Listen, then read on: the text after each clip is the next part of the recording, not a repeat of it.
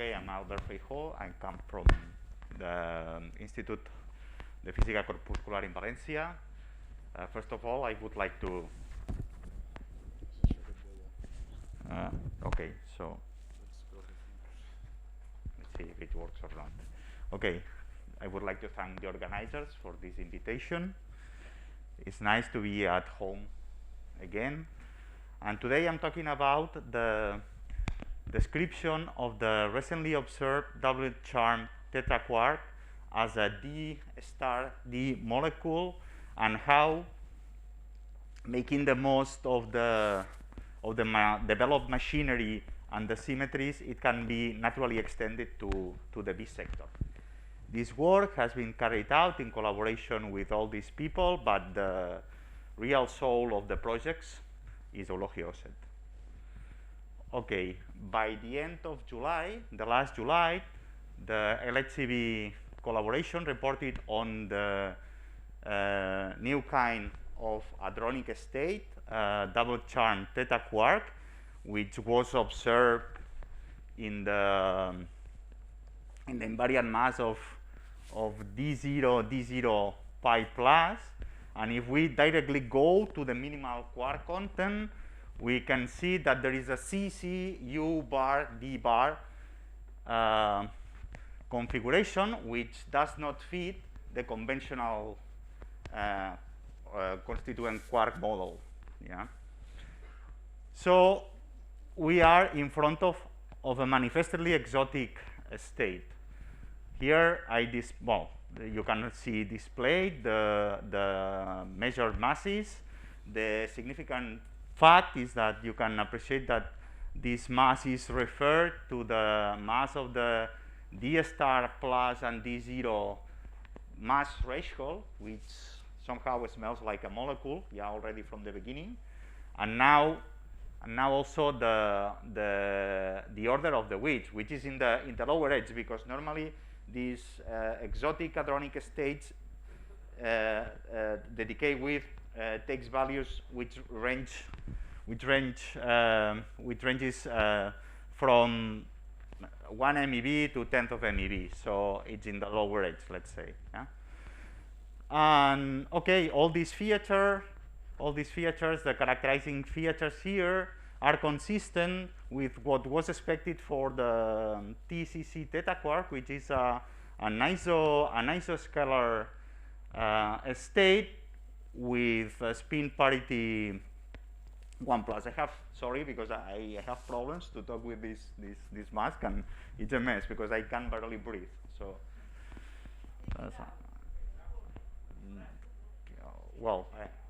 okay. Well, at the moment, just in case. So, okay, this state was justified by the authors of this work. By means of saying that if which is the case, the cascade CC++ particle is observed, such a state should exist as well.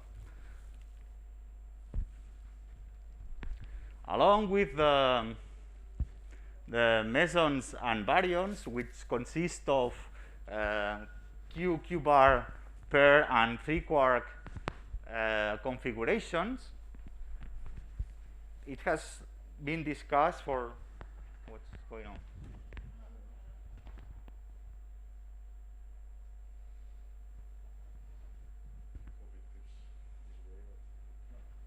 Okay. It should be stable, right? Okay. Okay. So from the very birth of the conventional quark model, people has been dealing with the possibility of having other states with different quark content. Now these states, which are whatever which is beyond the standard configuration, I mean these 3 quarks and quark anti-quark pair, it's what we call exotics. First, nowadays we can find in literature, I don't know, whatever imaginable hybrid, yeah, but basically you can classify them first baryons which are pentaquarks consisting of 4 quarks and 1 anti-quark, that they could be either a compact 5-quark system or a meson-baryon bound state, or what, well, it's more popular molecule, at least in our community. And similarly for mesons, where we have theta quarks of quark, anti-quark, and they could be either compact 4-quark system or meson bound states. In addition, we also have glue balls. Since our business consists of molecules, let me say something in order to try to give a clear idea or a clearer idea of what we have in hands. No, these guys normally appear in close to the mass threshold of well-known couple of particles, and they are single-color hadrons bound by means of a residual nuclear force. It's like electrically neutral conventional molecules and atoms under the van der Waals effect, van der Waals force effect. Yeah. Okay, with all the information set by the experimentalist, I mean the closeness to the d star d threshold and the order of magnitude of the width, we can think that it's plausible to describe this theta quark as a d star d system. Okay, this structure was already anticipated by all these people. Then this is also an interesting paper where the authors shown there that, well, here is particularized for a d star d, but in principle they say that if you have such a state close to whatever threshold, independently of the approach you are using, you should include in the study the constituents of such thresholds. I mean the particles itself. This is a very interesting and pedagogical paper. I recommend it. And then this also by analogy, this was the first study which obtained as a molecular state an open charm theta quark. Yeah, and by analogy you can extract some information from this. Okay. So after this experimental breakthrough, the theoretical community started working like mad. In fact, it's funny because just 1 day or 2 days before the presentation, the Chinese machinery was already set up, and you see in 3 days you have 3 papers. The first one is a reminder of a prediction these guys made. If you pay attention here, they are the same. They are here, okay. So they predict the mass of this d star d molecule, which match perfectly the experimental recently measured state. Then this other group performed a study of these couple channels, and they found that the width is much smaller than the experimental one. Similarly for this other group, where they only take into account a single channel d star d molecule with width also much smaller than the experimental one. Then the QCD sum rules community also made their contribution by giving a central value for this state very similar to the experimental one, but with the large typical uncertainties. And finally, our work, which is similar to the second one, but well, of course the interaction has some differences in the interaction, but the difference lie on the fact that we clearly say that this new state is very approximately an isoscalar state. But this is not the end of the story, because 2 or 3 weeks after all these papers were on the net, people from LHCb reanalyzed the raw data theoretically employing a unitarized 3-body Breit-Wigner and taking into account the experimental resolution. And you see now how the properties of this state change compared to the first one. So the width is now almost 10 times smaller, and the binding is 30%, it has been increasing at 30%. Okay, there is another interesting thing in this analysis, which is the isoscalar or isobector nature. Let's have a look at the quark content, and we see that it also consists of U bar, D bar. So it could well be the third component of the isospin is 0. So it could well be isospin 0 and isospin 1. So in order to determine the nature of this state, and knowing that in the triplet, in the isotriplet, we can have this state as with third component of isospin 1, and knowing this fact, they also take into account the fact that the D star plus could decay into D plus gamma and D plus pi 0, and these two possibilities were included in this invariant mass, which was reconstructed from the split of the masses of the TCC.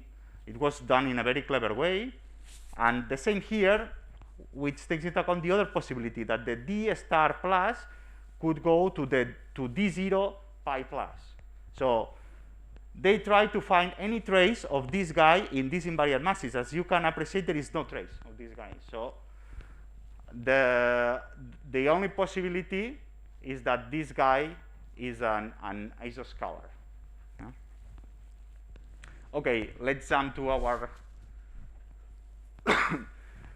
to our study. So our hypothesis is that this state could be generated from the interaction of these two channels. So we base, or our interaction is extracted from an extension of the hidden local gauge approach, which diagrammatically means that, making it much more easy, that we have a pseudoscalar interacting with a vector meson by means of exchanging a vector meson. Yeah? The gauge particles are vector meson. So then the vertices of this diagram, of this T-channel diagram, could be calculated from these Lagrangians, where the P's and V's are the field matrices which are arranged in a SU4 flavors symmetric way. And of course, since we are interested in obtaining 1 plus state, we also need to keep the S-wave projection. Okay, so this interaction kernel has been derived from these diagrams. Okay, I don't want to enter into detail. So this coefficient is giving us where the indexes run over all possible channels. In this case, we have just 2. And these guys are telling us the way the transition connect these 2 channels. And also, they give us information about the repulsive or attractive nature of the interaction. Yeah? Knowing this, if we focus on, for instance, in the elastic processes, we see that, yeah, this interaction should be quite weak because it goes like 1 over the square of the mass of the G psi. And in addition, if we want to have something which in principle should be bound, we should have a minus sign, no? To have an attractive force. So now, to illustrate the magics of the coupled channels, we can recook it and construct the isospin mixing. So meaning that what you are doing, you are re-expressing it in terms of the isospin basis. No? So if we do so and we recalculate the coupling matrix, this is what we have. In principle, this should be like this because the strong interaction conserve the isospin. No? You cannot go from one isospin to another. And then the interesting thing is that in the isospin 1 state, you cannot have a bound state because this interaction is repulsive. And then, apart from this small contamination, which is around 6%, this guy is the one which is domining the subtraction, so it should be negative. So at the end, we have an attraction here. So again, this is the theoretical confirmation of this state, that the fact that this state should be an isoscalar. Okay, the presence of resonance makes mandatory a non-perturbative treatment. So in order to calculate the amplitude, what we need to do is to unitarize our amplitude. We do so by means of the Bethe-Salpeter equation, but after doing some algebra and taking into account several things like the on-shell factorization and so on, what we get is a pure algebraic equation where this V is the interaction kernel I showed before, and this is the loop function which diverges, as we all know, diverges logarithmically, and we need to regularize it.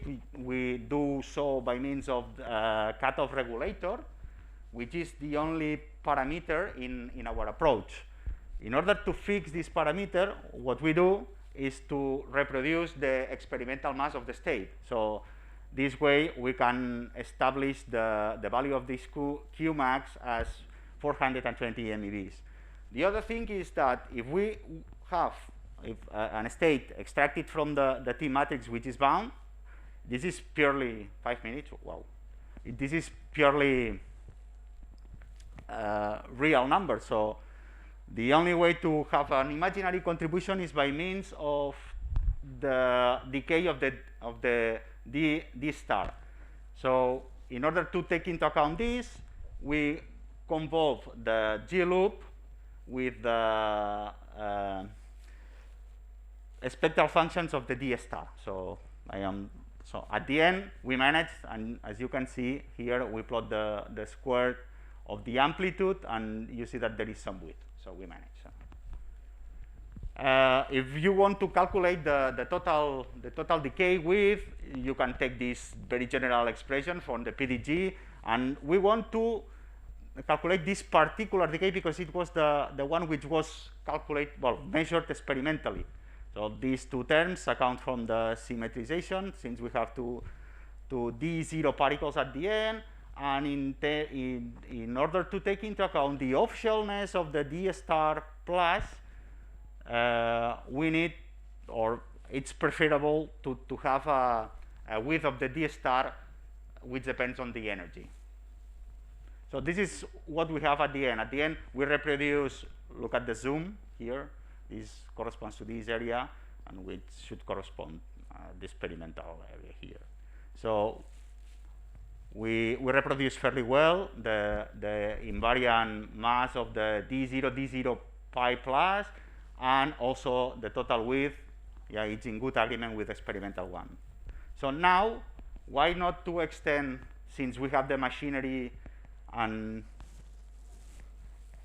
the experience to and take into account some symmetries to extend this kind of a study to the B sector. But now, instead of having a system with minimal quark content of CC U bar D bar, we have a UD D bar V bar.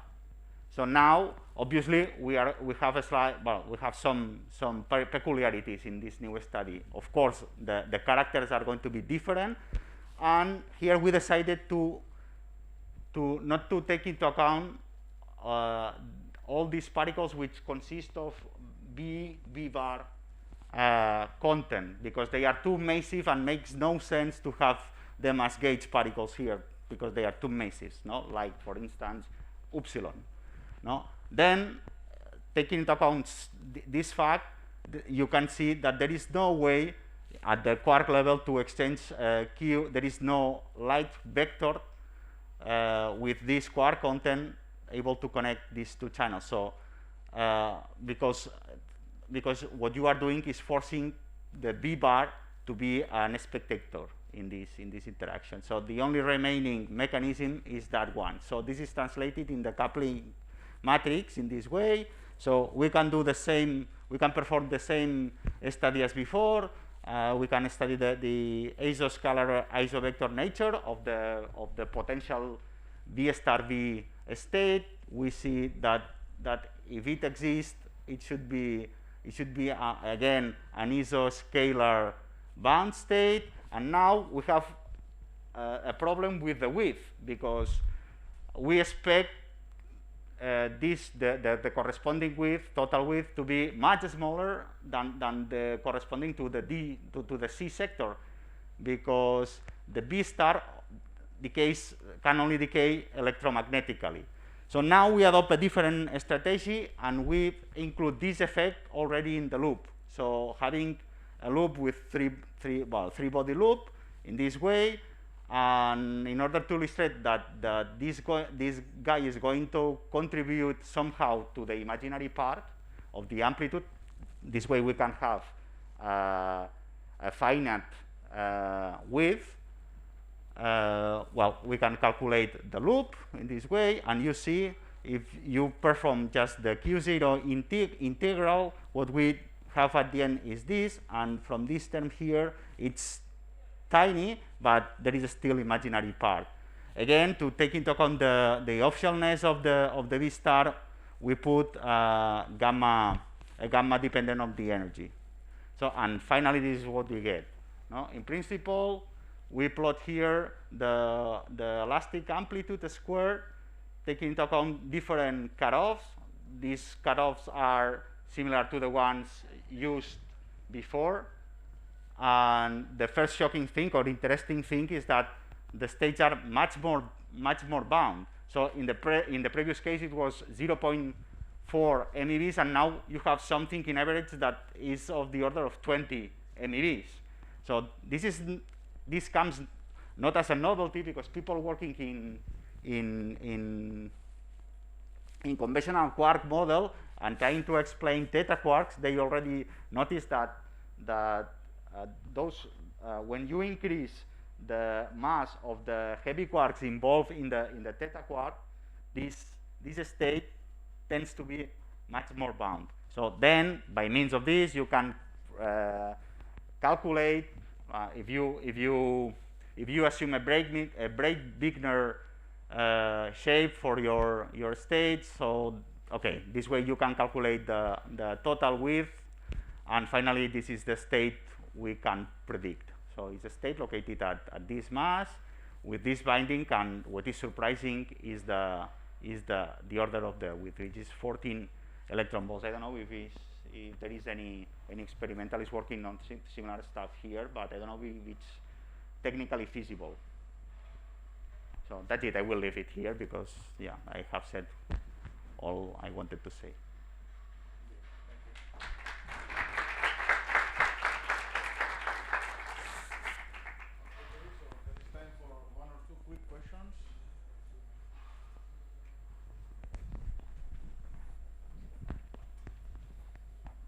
Yeah, well, I would like to know, well, you said epsilon was way too heavy and you neglected it, but you take into account Jeb psi. So is the effect of Jeb psi of any relevance for the system? Not really, but not really. But it was, I don't know, it was performed before, and since we realized that the effect decontamination is just 6%, we decided in the second case not to include the epsilon. Okay, there's time for one quick question. If somebody else, I can pass. There is this other mess on this X3872, which is this one is not. So what you are studying is CC, okay? CC and something else. And the one I'm referring to is CC bar, okay? And it's also a bound state. Is the mechanism of binding similar to this one, or is totally different? I'm not familiarized with the state you are talking about. Okay, because it also isospin 0. I have the suspicion that it's a different mechanism, but so that's why this is pretty interesting, okay? Thank you. So let's thank again to Albert.